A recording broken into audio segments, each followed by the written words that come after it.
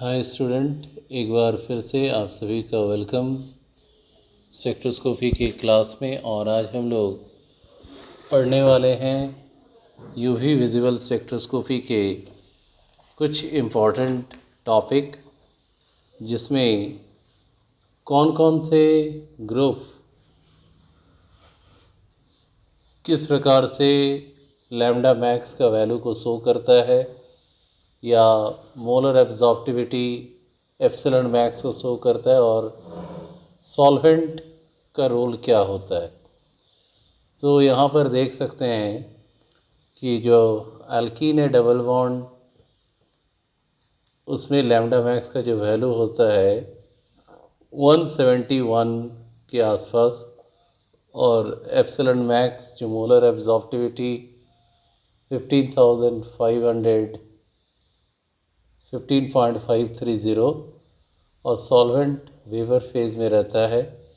इस प्रकार से अलग अलग बॉन्ड का कार्बन कार्बन ट्रिपल बॉन्ड अगर है तो लैम्डा मैक्स का वैल्यू 187 और मोलर एब्जॉर्प्टिविटी 450 सॉल्वेंट साइक्लोहेक्सेन।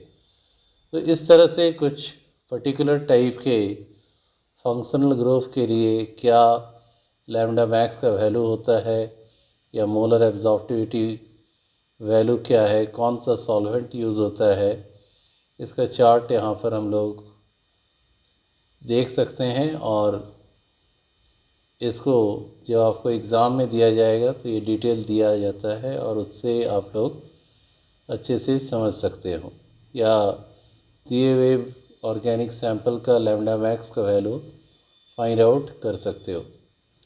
अब अभी जो यहाँ पर सबसे इम्पॉर्टेंट टॉपिक हम लोग देखेंगे, that is UV absorption in acyclic and cyclic diene. Acyclic मतलब होता है ओपन चेन डाइन, और कैसा डाइन लेना है, कंजुगेटेड डाइन जिसमें अल्टरनेट डबल सिंगल बॉन्ड हो।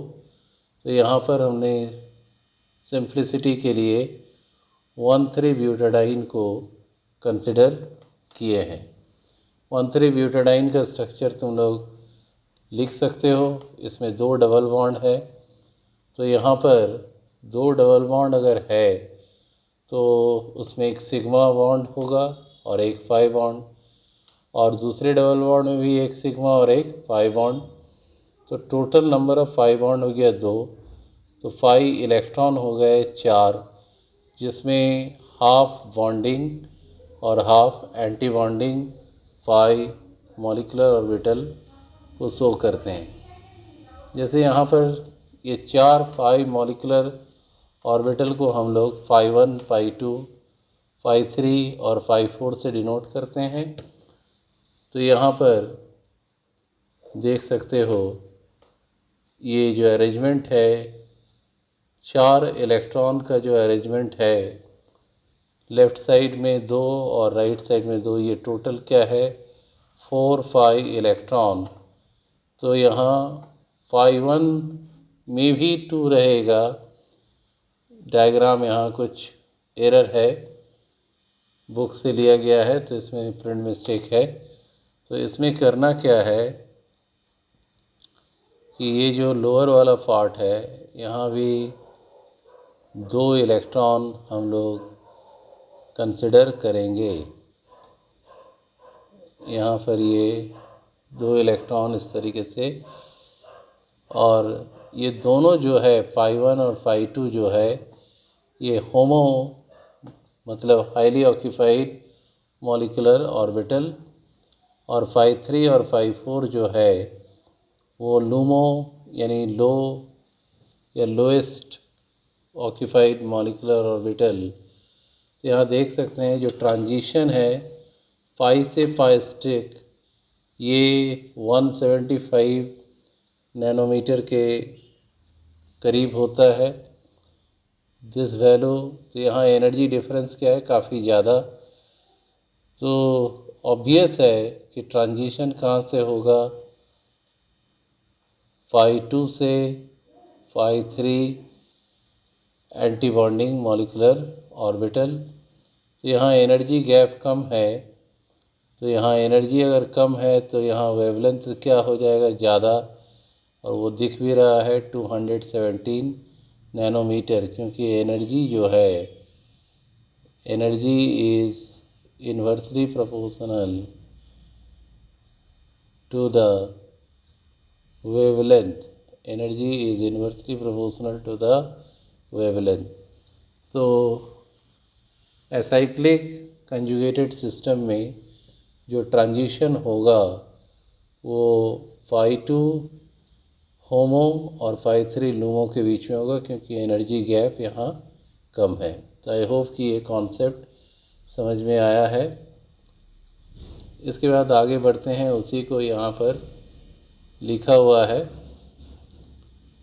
We can see from the figure that the energy of highest occupied molecular orbital HOMO phi 2 increases, while the energy of lowest unoccupied molecular orbital LUMO, that is phi 3 strict, decreases, and this involves the transition between phi 2 bonding to phi 3 antibonding, or simply phi star transition. So this we can observe, and this transition come closer require less energy for the transition, because the energy gap between phi 2 and phi 3 antibonding molecular orbital of 1,3-butadiene is much smaller than phi to phi star transition, and therefore the wavelength absorbed for such transition is higher, that is 217 nanometer, as compared to that of ethylene, which is 175 nanometer. तो यहाँ पर इससे हम ये कह सकते हैं कि जैसे जैसे कंजुगेशन इंक्रीज करेगा, with the increase in conjugation या extent of conjugation, bathochromic shift, क्योंकि लैम्डा का वैल्यू बढ़ रहा है तो बैथोक्रोमिक शिफ्ट शो होना शुरू हो जाएगा, और जितना ज़्यादा कंजुगेशन होगा बैथोक्रोमिक शिफ्ट उतना ही ज़्यादा होगा, यानी रेड शिफ्ट उतना ही ज़्यादा होगा। तो इसमें क्वेश्चन आता है कि what are the factors which affecting the bathochromic and hypsochromic shift. तो जिसमें हमने टाइप्स ऑफ शिफ्ट में ऑलरेडी पढ़ के रखा हुआ है, बैथोक्रोमिक का मीनिंग क्या है, हेप्सोक्रोमिक का मीनिंग क्या है, लैम्डा और मोलर एब्जॉर्प्टिविटी के बीच में जो ग्राफ बनता है उसको भी हमने पढ़ा। तो यहाँ पर इसको अच्छे से दिमाग में रख सकते हैं, और इसी को हम यहाँ पर दिखा रहे हैं कि तुम देख सकते हो कि जब कंजुगेशन कम है, इथलीन में एनर्जी गैप सबसे ज़्यादा, तो सबसे ज़्यादा मतलब वेवलेंथ यहाँ पर सबसे कम, और सबसे ज़्यादा कंजुगेशन जिसमें है ऑक्टाटेट्राइन, तो वहाँ होमो और लूमो के बीच का जो गैप है बहुत कम, तो यहाँ पर लैम्डा का वैल्यू ज़्यादा। तो ऑब्वियसली यहाँ पर क्या हो रहा है कि जैसे जैसे कंजुगेशन बढ़ रहा है, लैम्डा का वैल्यू इंक्रीज़ कर रहा है, और लैम्डा का इंक्रीज़ करना मतलब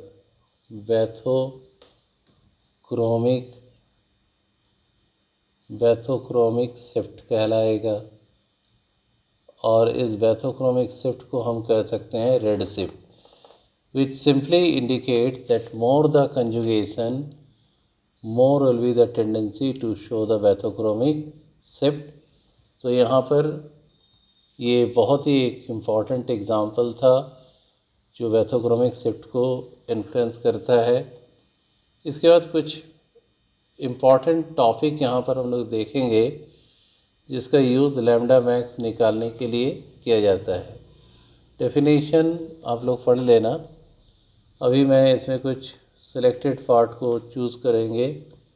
साइक्लिक डाइन का मतलब होता है जिसमें 2 डबल बॉन्ड और रिंग स्ट्रक्चर हो, क्लोज रिंग स्ट्रक्चर हो तो इसको कहेंगे साइक्लिक डाइन। ये दो तरह का होता है, होमो एनुलर और हेट्रो एनुलर।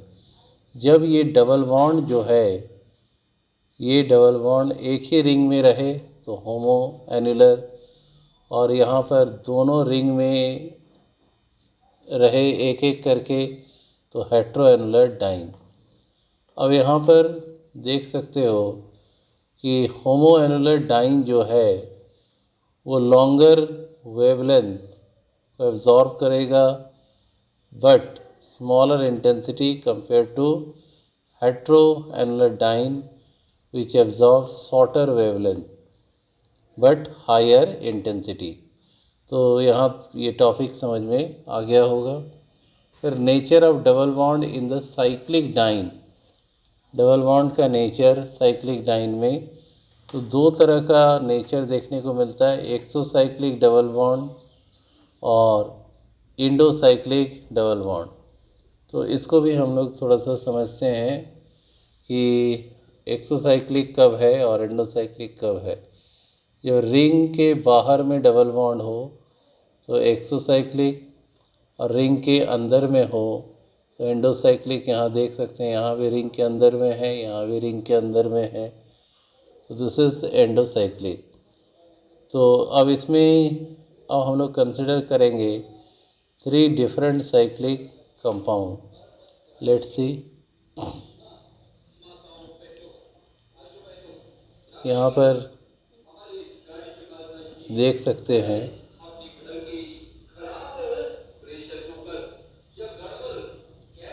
यहाँ पर 3 एग्जाम्पल तुम्हारे सामने दिया जा रहा है, 1 2 3। तो यहाँ पर पहले एग्जाम्पल में देखो, एक डबल बॉन्ड जो रिंग के अंदर में उसको एक्सो और दूसरे में डबल बॉन्ड को इंडो।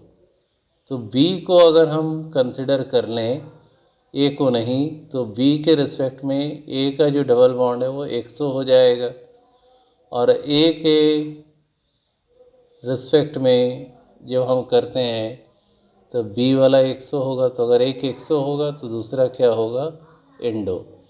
तो इसको बहुत अच्छे तरीके से दिमाग में सेट कर लो। और फिर दूसरे में देखो, 2 रिंग है ए और बी, दूसरे वाले रिंग में डबल बॉन्ड है, दूसरे वाले रिंग में क्या है, डबल बॉन्ड है। तो ए के रिस्पेक्ट में जो दोनों डबल बॉन्ड बाहर की तरफ है तो इसको हम दोनों को कहेंगे एक्सो एक्सो। और 3 में भी 2 साइक्लिक रिंग है, रिंग एक बॉन्ड के साथ, दोनों 6 मेंबर्ड रिंग एक बॉन्ड के साथ जुड़ा हुआ है और बॉन्ड के साथ जो जुड़ा हुआ वो सिंगल बॉन्ड नहीं, वो डबल बॉन्ड है। तो दोनों एक दूसरे के रिस्पेक्ट में इस डबल बॉन्ड को हम एक्सो कंसिडर कर सकते हैं। तो ये तीनों एग्जाम्पल बहुत अच्छे से कर ले। इसके बाद एक और टॉपिक यहाँ पर देख ले, ये वाली जो 4th नंबर वाला एग्जाम्पल है, इसमें भी देख सकते हो कि साइड वाइज में दिया हुआ है। तो अगर हम 2 रिंग को, एक को ए मान लें, एक को ए मान लें और दूसरे को बी मान लेते हैं। इसे हमने ए माना, इसे हमने बी माना। तो बी के रिस्पेक्ट में ए का जो डबल बॉन्ड है वो एक्सो, और अगर ये एक्सो हो गया तो बी का डबल बॉन्ड रिंग के अंदर है तो ये एंडो। तो ये सारी चीज़ें समझना बहुत ज़्यादा ज़रूरी है। अलग अलग टाइप के कंजुगेटेड डाइन्स को हमने यहाँ दिखाया। इसके बाद है Woodward's rules for calculating lambda max in the conjugated diene, triene and polyene. यहाँ पर वुडवर्ड फीसस ने एक रूल को प्रोवाइड किया और उन्होंने बताया कि जो लैम्डा मैक्स का जो वैल्यू है वो डिपेंड होता है कुछ बातों पर, जैसे कितने अल्काइल सब्स्टिट्यूएंट है या रिंग रेसिड्यू प्रेजेंट है कंजुगेटेड सिस्टम या डाइन सिस्टम में, कितने डबल बॉन्ड कंजुगेशन को इंक्रीज़ कर रहा है, कितने ऑक्सोक्रोम्स हैं, किस प्रकार का ऑक्सोक्रोम है, ये सब बातें डिटरमाइन करती है कि लैम्डा मैक्स का वैल्यू क्या होगा। यहाँ थोड़ा सा हिस्ट्री दिया हुआ है वुडवर्ड्स के बारे में। 1979 में इनका डेथ हुआ था और जन्म 1917। तो यहाँ पर हम लोग देख सकते हैं the contribution by the different substituent और auxochrome if present is added to the lambda max value और the basic value of the diene to obtain the net value, यानी सभी वैल्यू को ऐड कर देंगे तो लैम्डा मैक्स का value find out हो जाता है। चलिए देखते हैं कुछ एग्जांपल। उससे पहले ये टेबल ध्यान से देख लो। पेरेंट ओपन चेन डाइन और हेट्रो एनुलर डाइन के लिए लैम्डा मैक्स का वैल्यू फिक्स है 214 नैनोमीटर, होमो एनुलर के लिए 253, डबल बॉन्ड के लिए प्रत्येक डबल बॉन्ड के लिए 30 नैनोमीटर जो कंजुगेशन को बढ़ाता है। फॉर एवरी अल्काइल ग्रुप यहाँ या रिंग रेसिड्यू के लिए 5, प्रत्येक एक्सोसाइक्लिक डबल बॉन्ड के लिए 5 नैनोमीटर। इसके बाद कुछ कॉमन ऑक्सोक्रोम है OAC, AC मतलब COCH3 पार्ट, तो इसके लिए 0 नैनोमीटर। OR अल्कोक्सी के लिए किसी भी तरह का अल्कोक्सी ग्रुप है 6 नैनोमीटर। SR के लिए 30 नैनोमीटर। क्लोरीन ब्रोमीन अगर जुड़ा हुआ है तो उसके लिए 5 नैनोमीटर और NR2 के लिए 60 नैनोमीटर। तो आई होप कि ये टेबल अच्छे से तुम लोग नोट डाउन कर लोगे। Now let's see how it is used. Calculate the lambda max value in the UV spectrum of 2,4-hexadiene। तो 2,4-hexadiene बना लेना है। ओपन चेन है तो इसके लिए जो लैम्डा मैक्स का जो बेस वैल्यू होगा, लैम्डा मैक्स का बेसिक वैल्यू होगा 214 नैनोमीटर। और ये डबल बॉन्ड पार्ट को अगर हम क्लोज़ कर देते हैं और क्लोज़ करने के बाद अगर हम यहाँ देखते हैं, यहाँ पर अगर देखें तो इधर एक मिथाइल ग्रुप लगा हुआ है और इधर एक मिथाइल ग्रुप लगा हुआ है। अल्काइल सब्स्टिट्यूएंट के लिए क्या होता है 5 नैनोमीटर, तो 2 है तो 2 × 5 10। अब यहाँ 214 और 10 को ऐड करेंगे 224 नैनोमीटर। बहुत सिंपल क्वेश्चन है। इसके बाद नेक्स्ट क्वेश्चन देख सकते हो, calculate the lambda max value for the given. तो सबसे पहले यहाँ पर इसको बनाने से पहले बेसिक सिस्टम को कंसिडर कर लेना है। यहाँ पर देख सकते हैं कि ये जो रिंग के साथ ये सारा पार्ट ये कंजुगेटेड सिस्टम हो गया। तो इसके लिए जो लैम्डा मैक्स का वैल्यू है, इसके लिए लैम्डा मैक्स का जो वैल्यू होगा वो आ जाएगा 214 नैनोमीटर। देख सकते हो 214 नैनोमीटर है। 2 अल्काइल सब्स्टिट्यूएंट है, 2 अल्काइल सब्स्टिट्यूएंट के लिए 10 नैनोमीटर और 2 रिंग रेसिड्यू। यहाँ पर हो सकता है थोड़ा समझने में दिक्कत हो, ये रिंग रेसिड्यू होता क्या है इसके बारे में थोड़ा बता दें। यहाँ पर ध्यान से देखोगे इसको, इस जगह में अगर हम ये पार्ट को पहले कंसिडर कर लेते हैं तो डबल बॉन्ड जहाँ है उसके ठीक बाद सामने वाला बॉन्ड को कट करें, एक कट, और इधर भी एक कट, 2 कट हो रहा है तो 2 रिंग रेसिड्यू।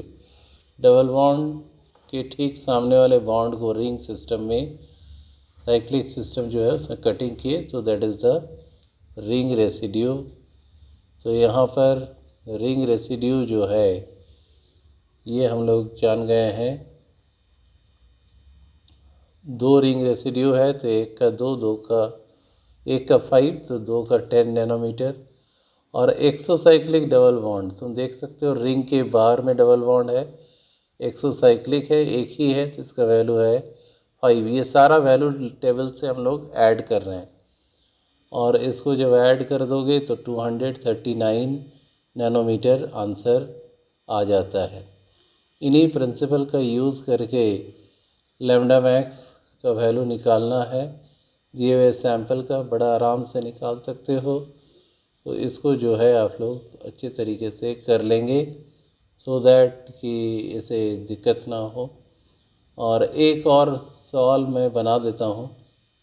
यहाँ पर जैसे तुम्हारे सामने एक कंपाउंड दिख रहा है और यहाँ रिंग जो एक्सटेंशन हो रहा है, डबल बॉन्ड, फिर रिंग के अंदर का सिंगल बॉन्ड, फिर रिंग के अंदर में डबल बॉन्ड, फिर रिंग के अंदर में सिंगल बॉन्ड। तो यहाँ देख सकते हैं कि ये जो पेरेंट चेन है, ये वाला पेरेंट चेन कहलाएगा। यहाँ से लेके यहाँ तक ये पेरेंट चेन हो गया और इसका वैल्यू हम लोग जानते हैं 214 नैनोमीटर होता है। रिंग रेसिड्यू क्या है? इसमें दो रिंग रेसिड्यू है, टू रिंग रेसिड्यू। एक रिंग रेसिड्यू को अगर करके दिखाएं तो ज़्यादा अच्छा होगा। रिंग रेसिड्यू जो है, देखो ए और बी को माना गया है। रिंग में जो डबल बॉन्ड है इनसाइड में, उसके ठीक सामने वाले बॉन्ड को अगर एक कट मारते हो तो ए पहला रिंग रेसिड्यू, और जो बाहर की तरफ डबल बॉन्ड है उसके ठीक सामने वाले बॉन्ड को कट करते हो तो मिलता है बी। तो दो रिंग रेसिड्यू, तो प्रत्येक के लिए वैल्यू क्या होता है 5 नैनोमीटर, दो के लिए 10। और बाहर की तरफ एक ही डबल बॉन्ड है, वन एक्सोसाइक्लिक डबल बॉन्ड, इसका भी क्या होता है 5। तो ये सारा चीज़ जो है ऐड कर देना है। ऐड कर दोगे तो 229 नैनोमीटर मिल जाएगा। ऐसे बहुत सारे सवाल हैं जो आप लोग इसको ऑलरेडी सॉल्व किया हुआ है, इसको आप लोग सॉल्व ज़रूर करें। These are very important question जो एग्ज़ाम में आ सकता है। इसके बाद हम लोग बात करेंगे यूवी एब्जॉर्प्शन इन alpha beta unsaturated ketone. Alpha beta unsaturated ketone के बारे में तो मालूम ही होना चाहिए क्या होता है अल्फ़ा बीटा अनसैचुरेटेड कीटोन। जहाँ कार्बोनिल ग्रुप है उसके ठीक बाद वाला कार्बन अल्फ़ा, उसके बाद वाला बीटा, और इन अल्फ़ा और बीटा पोजीशन पर जनरली डबल बॉन्ड प्रेजेंट रहता है। तो इस तरह का एक डायग्राम बना के देख सकते हैं। Alpha beta unsaturated carbonyl compound, एक तरफ एल्कीन वाला पार्ट, एक तरफ कार्बोनिल वाला पार्ट। तो यहाँ पर तुम देख सकते हो ये जो एल्कीन वाला पार्ट है, ये एल्कीन वाले पार्ट में एक पाई बॉन्ड तो दो इलेक्ट्रॉन, कार्बोनिल वाला पार्ट में भी एक पाई बॉन्ड तो दो इलेक्ट्रॉन। तो इसका जो होमो और लूमो होगा, होमो यहाँ पर दो और यहाँ पर भी दो, तो ये लोअर पार्ट फेल हो गया। अब अगर पाई बॉन्डिंग है तो एंटी बॉन्डिंग भी होगा। तो देखें, इसको हम लोग देख सकते हो ऊपर में पाई एंटी बॉन्डिंग दिख रहा है।